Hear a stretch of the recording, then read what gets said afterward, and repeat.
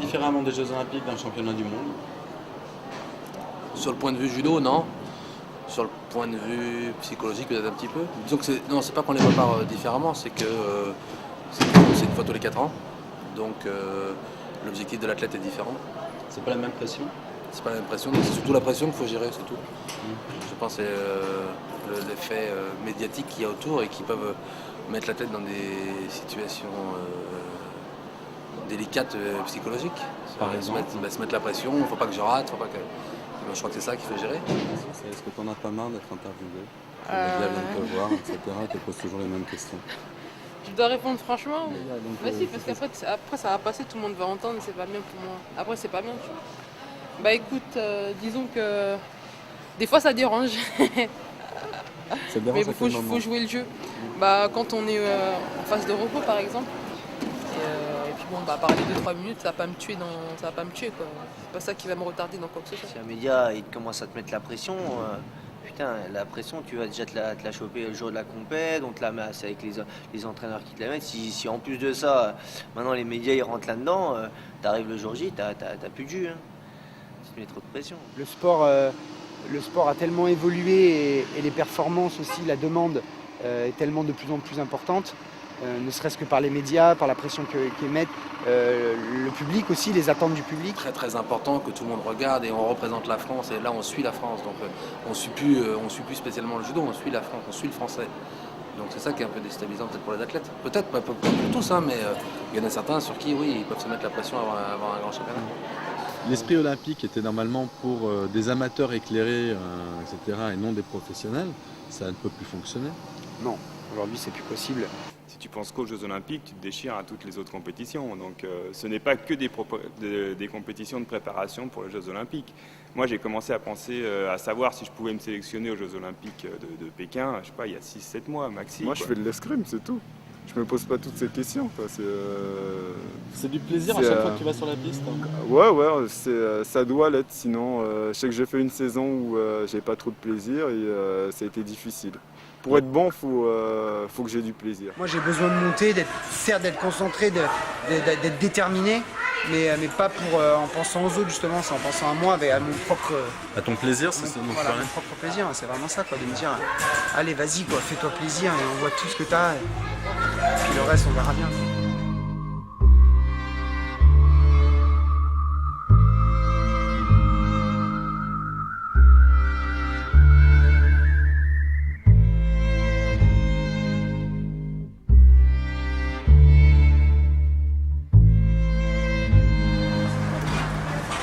Ça t'arrive souvent? Ça faisait longtemps que ça m'était pas arrivé, là, il y a un truc. Je voulais pas prendre ça parce qu'il faisait chaud. Ouais, voilà. Il fait chaud au Danemark. Puis j'allais laisser mon badge dehors. Bah voilà. Voilà. C'est bien, si j'ai couru, ça m'a chauffé. Ça fait partie de l'entraînement. Exactement.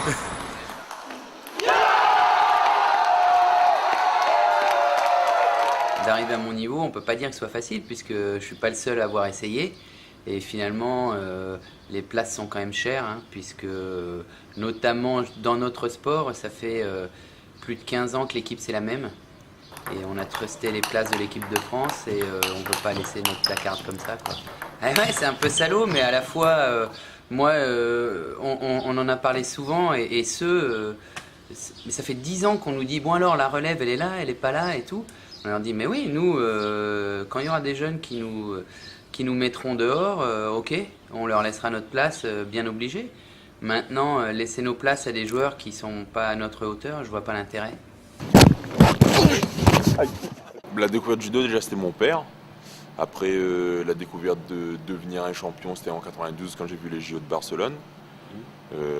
Ça m'a donné envie justement d'aller aux Jeux et de faire champion olympique. Ah ouais, pourquoi? Parce qu'en fait, justement, il y a eu beaucoup de médias et tout. J'ai reçu une carte postale de la fédération parce que j'étais affilié à la Fédé. Et ils montraient une carte postale où il y avait tous les médaillés des Jeux. Et voilà, ça m'a... Donc tu t'es dit, je veux être sur cette carte postale la prochaine fois. Voilà, oui. C'est vrai? Ouais. Juste pour une carte postale? Non, il n'y avait pas que ça, mais bon, déjà le judo, moi c'était surtout en sensation. En sensation, je voyais des champions de la Réunion. Après, moi je viens de la Réunion. C'était pas des grands champions, mais c'était des exemples pour moi. J'avais envie de ressembler à ces champions-là. Après, au fur et à mesure, j'ai grandi et j'ai vu qu'il pouvait y avoir d'autres champions un peu plus forts. Et voilà, après, il y avait le summum, c'était d'être champion olympique. Hein. pas, on travaille beaucoup, et il y a de l'intensité, mais sans grande résistance en fait. Voilà. Non, mais mes doigts, vous voyez, un petit peu des entorses, un peu gonflés par-ci, par-là, c'est pas très beau. Ouais, au judo, on fait beaucoup d'entorses de doigts, quoi. On va chercher le kimono, quoi. Puis les pouces. J'ai un peu les pouces un peu là. Là, normalement, je dois mettre du strap et tout, mais bon, comme je suis en technique, j'en mets pas. Et voilà. Pourquoi ça fait quoi le strap Ça permet de protéger les doigts ou les orteils. Comme ça, on les tient comme ça, on strappe. Et voilà, comme ça, on est tranquille.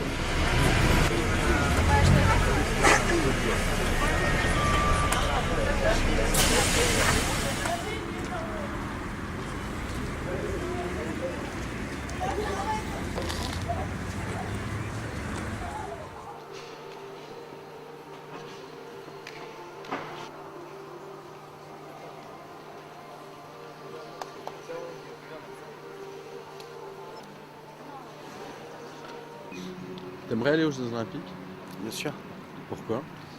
Pourquoi? Parce que c'est le but ultime de tout sportif de haut niveau, de finir sur des Jeux Olympiques, d'aller aux Jeux Olympiques, puisque moi je l'ai déjà fait 2 fois et c'est vrai que c'est une compétition qui est assez hallucinante.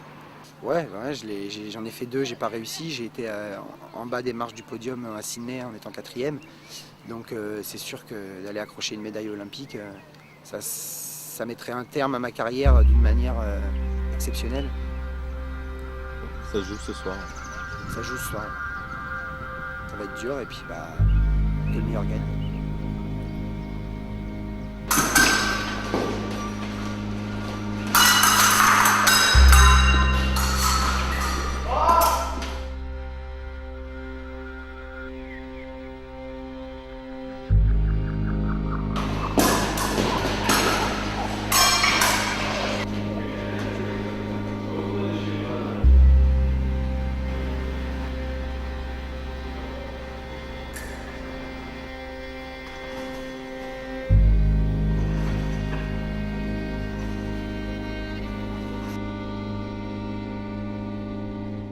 Je vais être, on va dire, 30 secondes sur le trampoline. Tu vas le toucher combien de temps? Combien de temps Je dans vais l'air? le toucher, on va dire, la toile véritablement. Je vais peut-être sur ces 30 secondes la toucher 5 secondes. Et puis le reste du temps, je le passerai en l'air. Donc c'est vrai que c'est ça qui est difficile puisque c'est très fin comme sport. Puisque c'est cette entrée de toile et c'est ces 5 secondes dans la toile qui sont les plus importantes. Puisque finalement en l'air on est tous aussi forts. Qu'on est dedans son match, on est voilà on n'a pas cette angoisse puisqu'on est actif quoi. Alors que quand on est spectateur, on se sent impuissant quoi. On se dit on peut rien faire quoi. Donc ça change tout. C'est beaucoup plus dur à regarder quoi, pour moi. Selon le moment du match, selon la situation, le temps il défile pas pareil dans nos têtes. Donc même si on en est conscient, on regarde souvent le chrono. Mais par exemple, si on est mené, qu'on a 2 touches à mettre pour essayer de recoller au score, on va se dire purée, le temps il passe vite. Alors que quand on sait le contraire, qu'on doit tenir un résultat, que l'autre, imaginons, il fait un gros pressing, on a l'impression que le temps n'avance pas, quoi. Donc, selon les situations, on perçoit le temps différemment.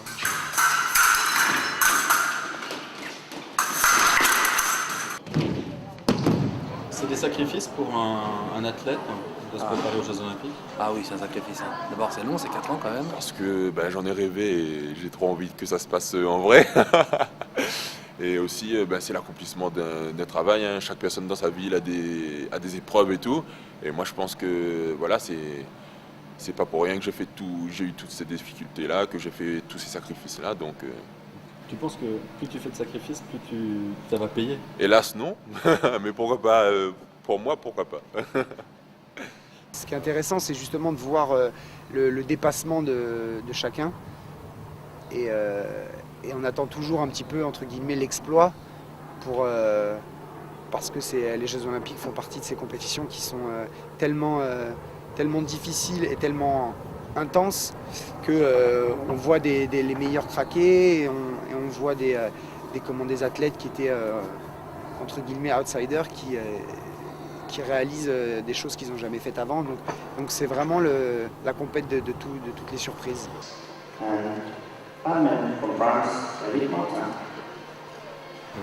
À quoi tu penses juste avant de monter dans la toile? En ressortir le mieux possible.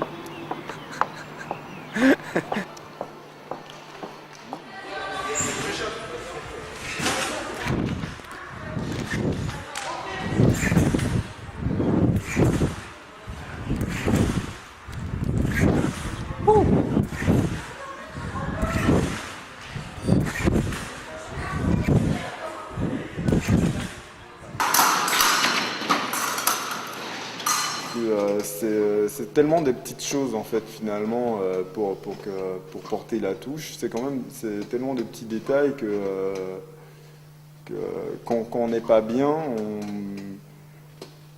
justement il manque rien, mais ce petit quelque chose fait qu'on est complètement à la rue, quoi. Par exemple sur un match où on peut tout perdre, ça se joue à une touche, ça se joue à rien. Parfois c'est rien une touche, quoi. Parfois l'autre il fait même pas exprès de nous toucher, il sait même pas qui l'a touché, mais ça compte quand même, quoi. Je m'en fous, moi. Ce qui m'intéresse c'est sur le tapis, après le reste voilà. Souvent le journaliste il s'intéresse qu'à celui qui gagne. Hein. Et pourquoi? J'ai pas dit que c'était bien, je dis que c'est la dure réalité. Dès le but, on s'y prépare, hein. Ça a toujours été comme ça. Hein. On parle plus du champion que du perdant. Hein. Moi, j'ai vécu un peu tout. J'étais champion d'Europe, j'ai perdu mes championnats du monde. On sait comment ça se passe. Hein.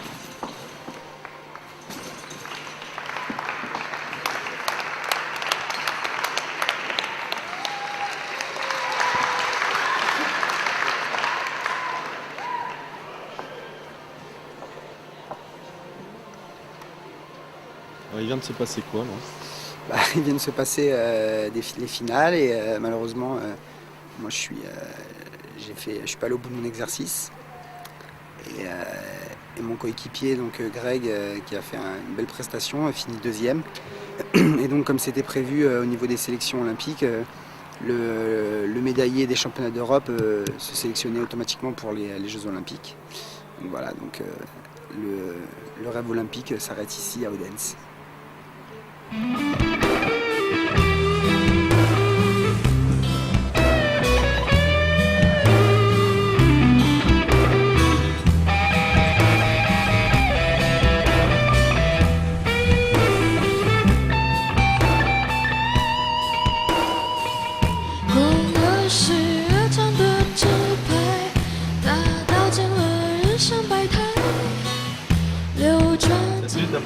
Non, j'ai pas beaucoup dormi.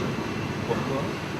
Parce que j'étais déçue de ma journée, parce que j'ai refait 10 000 fois mon combat et que je trouve zéro explication et voilà, et qu'est-ce que je n'ai pas fait et pourquoi ça n'a pas fonctionné et je suis frustrée parce que je trouve pas le truc.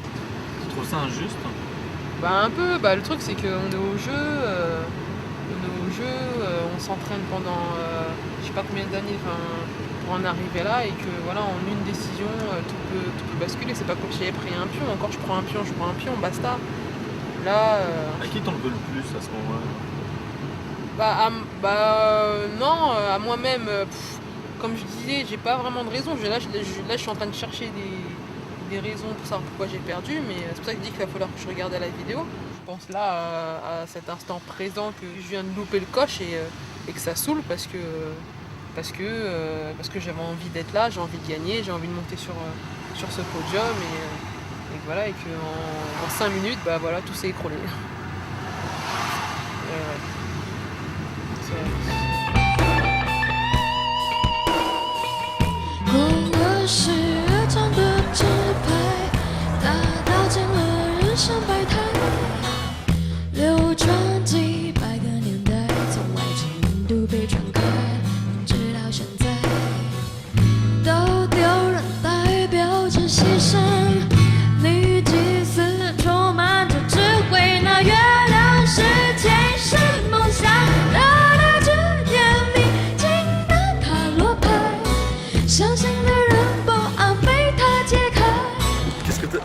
Tu viens de le faire maintenant? Ah non, je traîne ça depuis 4 jours. Enfin, ça commence.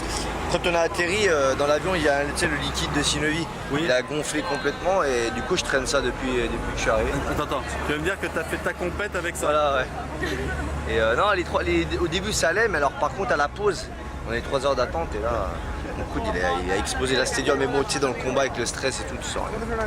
C'est l'adrénaline. Ah oui, mais... Ah, c'est vrai que tu sens rien, par contre après tu tombes derrière.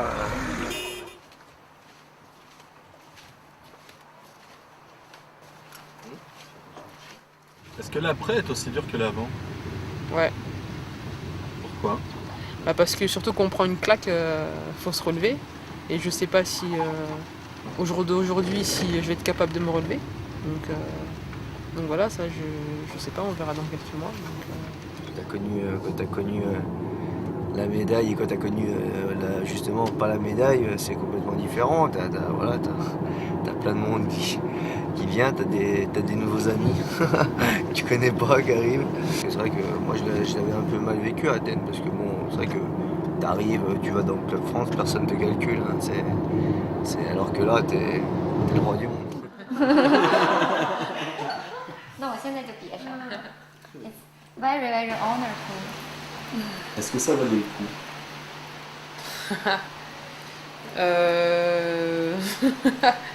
Bon, j'ai perdu, donc on pourrait croire que non.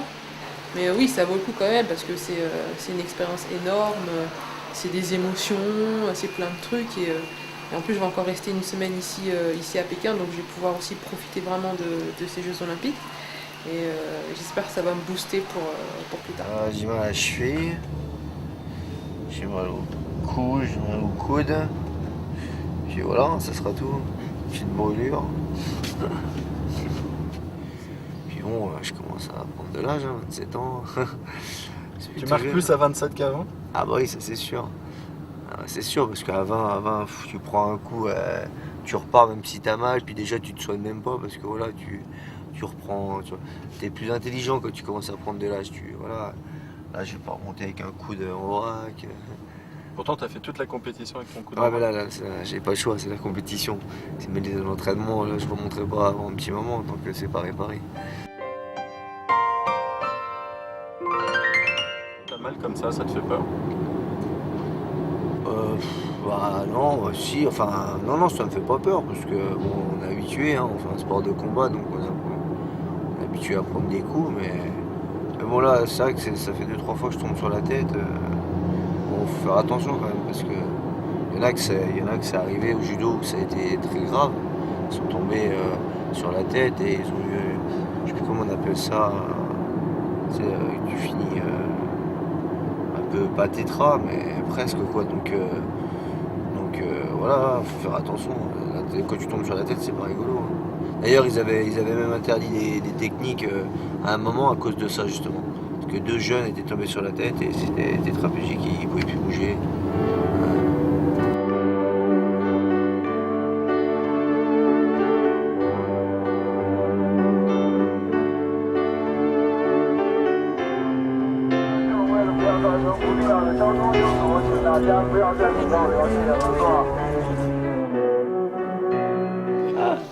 Non, je marche pas différemment, mais quand tu marches, t'es joyeux, t'es content, t'as le sourire, t'as l'impression que tu voles. Mais c'est sûr que quand t'as pas la médaille, t'es là, t'es comme ça, t'es tout triste. T'as l'impression que tout s'abat sur toi. Ah, c'est jour à la vie. Le sport de haut niveau, c'est pas... Le sport, c'est conseillé, mais le sport de haut niveau, c'est pas très bon pour l'auteur. Ouais. Ouais. Tu penses à quand tu seras vu?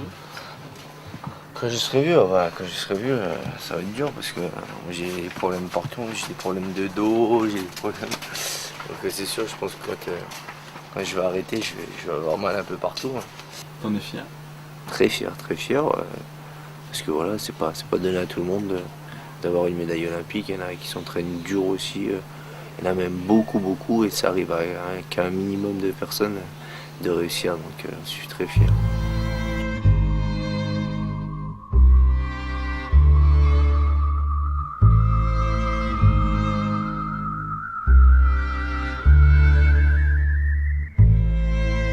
moi, là, j'étais un peu usé encore, mais lui, il était aussi usé. Et bizarrement, j'étais un peu surpris quand je l'ai pris dans les premières reprises de garde et tout. Je le sentais moins fort que moi. Je commençais à être confiant et tout. Et du coup, je menais le combat un peu aux mains, quoi. Je le mêlais et tout. Et il m'a surpris. Il est super malin. Du coup, il me laissait faire. Et à un moment, j'ai bien pris mes aises. Et quand je me sentais en confiance, il m'a bien surpris. Et voilà, j'ai perdu. Tu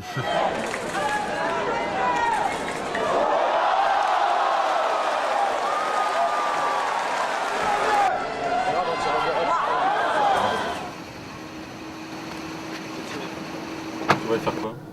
Ben justement, moi je sais pas exactement, travailler dans le ministère des Sports ou un truc comme ça. J'ai déjà un BE1, un BE2. Et après je comptais passer des concours, mais je me suis dit que si j'étais champion olympique ou médaillé, ça se trouve avec des connaissances, sans concours, je pouvais être bien placé. Et voilà quoi. Il y a 2 semaines, j'ai demandé ma copine en mariage. Je lui ai dit si je fais une médaille, on se marie parce que j'aurai les moyens, mais je fais pas de médaille, donc on va se marier un peu plus tard. C'est vrai? Ouais. La médaille, c'était pour se marier. Ouais. Enfin, c'était pas que pour se marier, mais ouais, en partie, ouais. Et donc si elle te dit ah bah non, t'as pas de médaille, non, bah. J'attends 2012. Ah non, elle m'a dit que même sans médaille, elle veut qu'on se marie. Et du coup, je pense que dans 1 an, on va aller à. Enfin, j'ai envie de l'emmener à Las Vegas dans les petites églises. Là, on va faire un petit mariage vite fait. Et quand on aura vraiment les moyens, on va faire un grand mariage avec toute la famille. Le judo, c'est quasiment toute ma vie parce que même si j'ai fait un peu d'études, tout ce qui était important pour moi, c'était le judo. J'ai quitté ma famille, j'ai eu des épreuves, comme tout le monde, mais bon, j'ai eu des épreuves assez dures des fois pour moi. Et tout ça, j'ai fait pour en arriver là. Et déjà, le fait d'être sélectionné au jeu, j'étais content, mais bon, c'était pas un aboutissement non plus. Et voilà, bah là, je rate ma médaille de peu, mais c'était une putain d'expérience. Donc, ça valait le coup, ouais, moi, ça valait vraiment le coup pour moi.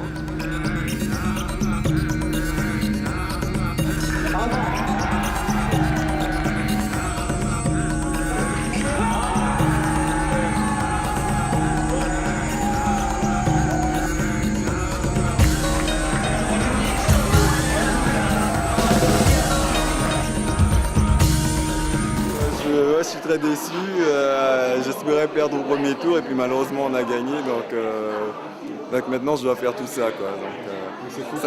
Ouais, voilà, j'aurais pu être tranquille dans ma chambre ce soir à dormir à 22h, et puis là je me retrouve à devoir manger dans un resto.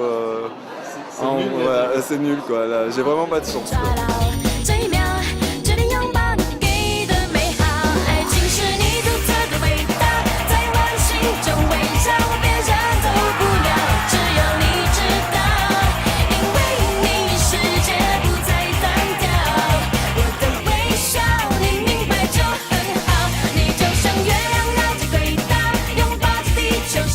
Pas vraiment, quoi. Quand je marche, je pense pas j'ai une médaille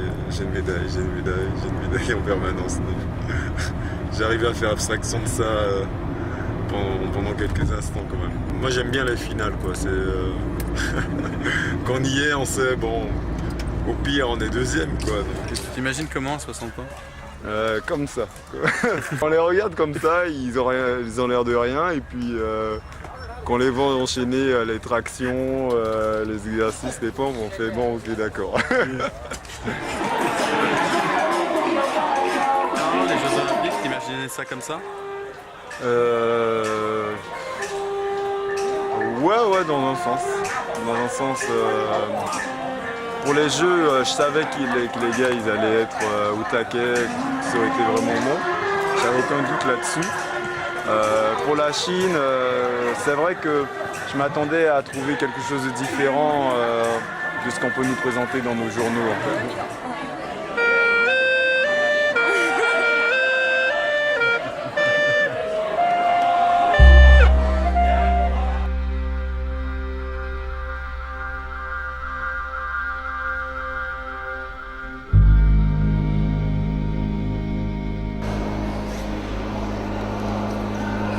Je suis beau quand même.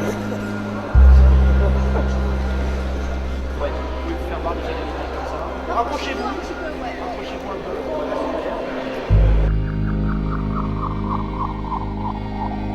Portez bien les médailles tous les deux. Voilà. Le truc, c'est que je l'importe jamais sur moi. Là, on me l'a demandé, mais sinon, elle reste à la maison. Donc, faut venir chez moi pour l'avoir, en fait. Tu la sors souvent? En ce moment, très souvent. Non, c'est énorme parce que le truc qui est énorme, c'est que les gens, je l'ai ramené plusieurs fois, tu vois, sans le faire exprès. Waouh, t'as la médaille, mais c'est fabuleux pour les gens. C'est ça qui est, tu vois, nous, on se rend pas compte parce que nous on est contents parce qu'on a fait deuxième. La médaille, c'est bien parce qu'on en a tout le temps, tu vois. Mais la médaille, waouh, j'ai touché une médaille olympique, mais on me l'a dit, mais 400 milliers de fois, je crois. C'est énorme. Le plus chiant, c'était quand je suis sorti de ma place de 3, moi je perds, je suis 5e. Et il y a une journaliste qui vient me voir et qui me dit vous avez eu un tableau super facile, êtes-vous déçu d'avoir perdu, d'avoir fait 5e avec un tableau comme ça, alors que voilà, le jour d'une compétition, on ne peut pas avoir de combat facile, surtout les jeux, donc enfin bref. Tu viens de perdre, êtes-vous déçu? Bah non, tout va bien, j'ai la patate. Qu'est-ce que vous ressentez Ce genre de questions. Ouais, j'ai eu tout le pack, donc... Pas le plus débile, pas le plus chiant, mais le plus dur. Je sortais de boîte, il y a un journaliste, il m'a dit de faire ça, et j'ai jamais réussi. C'est vrai? Ouais. Non. Bah, les Jeux Olympiques, c'est le rêve. Hein, c'est un peu cliché de dire ça. Les sportifs comme moi, ils disent c'est le rêve, les Jeux et tout. Bien sûr, de gagner, mais si tu gagnes pas, t'es content de participer. C'est sûr, j'ai eu la chance moi de faire ça sera mes 5e, j'ai fait une médaille. Je peux te dire que quand j'ai fait la médaille, c'est mieux que quand tu la fais pas. C'est la cérémonie d'ouverture, c'est lorsqu'on est rentré dans le stade olympique. Et c'est un instant assez magique et avec toute la délégation on a commencé à entonner la Marseillaise et voilà, c'était géant, énorme. Et l'entrée dans le stade après qui a suivi, fantastique. Souvenir après à l'Elysée, quand il y a quelqu'un qui est venu me voir, il m'a dit ouais je comprends que tu sois triste. Désolé, c'est chiant que tu n'as pas eu la médaille. Et puis je lui dis non, mais c'est pas moi en fait, vous vous trompez. Que je suis arrivé au Club France. En plus, il y avait ma famille, tout ça qui était venu là pour moi et tout. Et lors de la compétition, je ne les avais pas vus. Donc quand je suis arrivé, tous les journalistes, tout ça, tous les photographes, tous mes amis, enfin tous ceux qui sont venus là pour moi, tu vois. Voilà, c'était...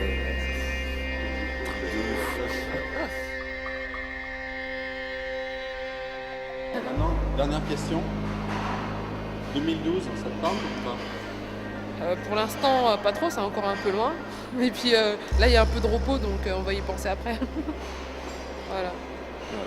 En 2009, on va voir. On attend 2009. 2012, c'est dans 4 ans.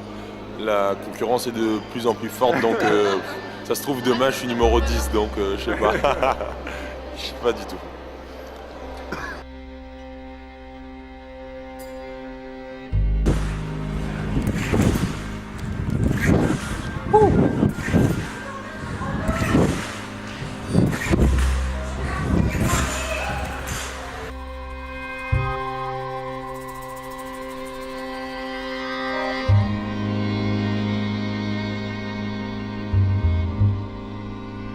T'es reparti pour Londres? Ouais. Ouais, je suis reparti pour 4 ans. Je pense que ce sera une dernière Olympiade. J'ai 27 ans, ça fera 31 ans. Je vais pas m'arrêter là de suite à 27 ans. Je vois pas pourquoi je me rappelle.